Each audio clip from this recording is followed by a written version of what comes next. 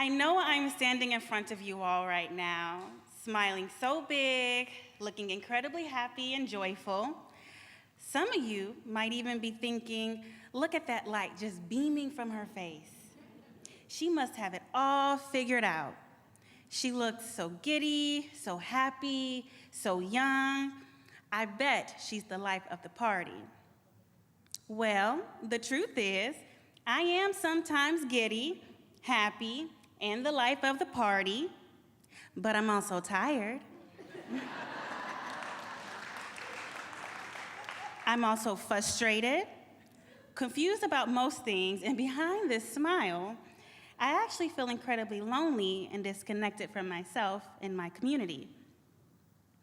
So, why do I smile when I feel like I'm about to explode? It started when I was a kid, when my parents would say, "Stop crying, or I'll give you something to cry about." Now, my parents are great, okay? They're just doing their best as boomers. But the impact of "I'll give you something to cry about" has lingered into my adult life. You see, early in my career, I was a fiery advocate for social change, with grit, tenacity, and a deep compassion for my community.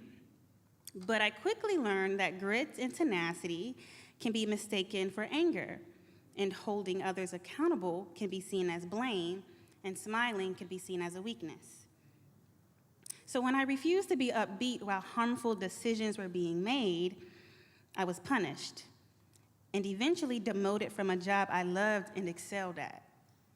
And that certainly gave me something to cry about. So I thought, maybe I should dial down my passion and avoid showing frustration, even when I felt like it was justified. To save my career, I began to be more agreeable. And from that day forward, to keep my job and maintain good relationships, I made a conscious effort to always keep a smile on my face. Although it didn't seem to matter because I'm no longer at that job. I am gainfully employed now, but I'm still trying to find my way back to being true to myself rather than smiling for smiling's sake. Interestingly, this habit of smiling just for the sake of it has carried over to my personal life, especially with friends. I haven't made close connections lately because it feels hard to express myself authentically. I often sense when I'm not smiling or being agreeable in these relationships, it creates tension, which often leads me to neglect my own true feelings and preferences for the sake of others' comforts. It's ironic how we encourage people to be themselves, stand up for what is right, and act authentically. Yet when they do, they're often chastised, alienated, and made to feel as though they're doing something wrong simply by being themselves. It leaves them vulnerable, potentially jobless in my case, and feeling incredibly alone in their community and confused about who they are and who they should be. I mean, that's how I felt, at least. You see, the experiences I've had over the years have changed me in more ways than one. When you're shunned instead of celebrated for speaking up, sharing your feelings, or simply smiling, it takes pieces of you. It beats you down and strips away the best parts of what makes you, you. It reshapes you, and then one day you look up and you can hardly even recognize yourself. Because the person you've become isn't really you, it's other people's idea of you. You are who they want you to be. And so recognizing this disconnect between who I was and who I became was painful. It was in that moment that I realized I needed help to find my way back to myself. And this truth has led me back into therapy, and I've done a whole lot of self-reflection. It's embarrassing to admit to you all, but I told my therapist that the feeling of being chosen by others felt better than choosing myself, because I hated feeling alone. However, to be chosen, I found myself conforming to the expectations of those around me. It was exhausting. And quite frankly, I didn't like who I saw in the mirror, and I could barely recognize her. I was a different person to everyone I met or spent time with. And really, I just truly wanted to be myself and share myself with others, free of any reprisal or punishment. I am struggling, because even when I was with these people, I felt like I was constantly receiving unspoken messages about who they want me to be and what I needed to wear to keep my place, how I should alter my look so I wouldn't be excluded from the group.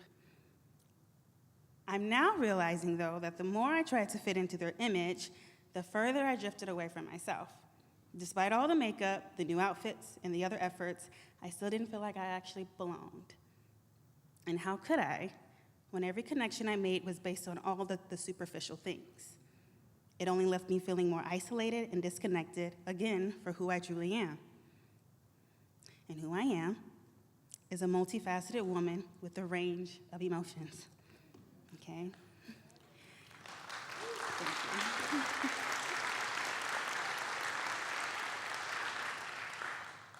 I find myself longing for others to accept and celebrate me for all that I am.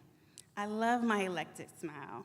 I love to laugh really, really loud, and I like to smile often and be kind and gentle to those I love and also meet.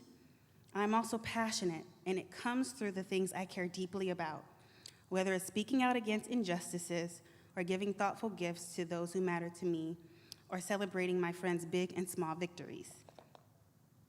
Rediscovering and reclaiming my authentic self is a journey, and I'm not yet at the stage where I have rid myself of all my superficial friends and feelings, or at the stage where I can truly be my authentic self.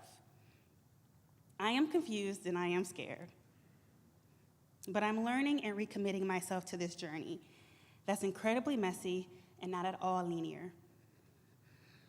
My goal now is to reach a place where I fully accept who I am, where I can stand confidently and unapologetically in my truth. I want to be among a community that celebrates all that I am, where authenticity is welcomed and differences are embraced. I know it will be a journey, but I'm committed to being accepted and uplifted.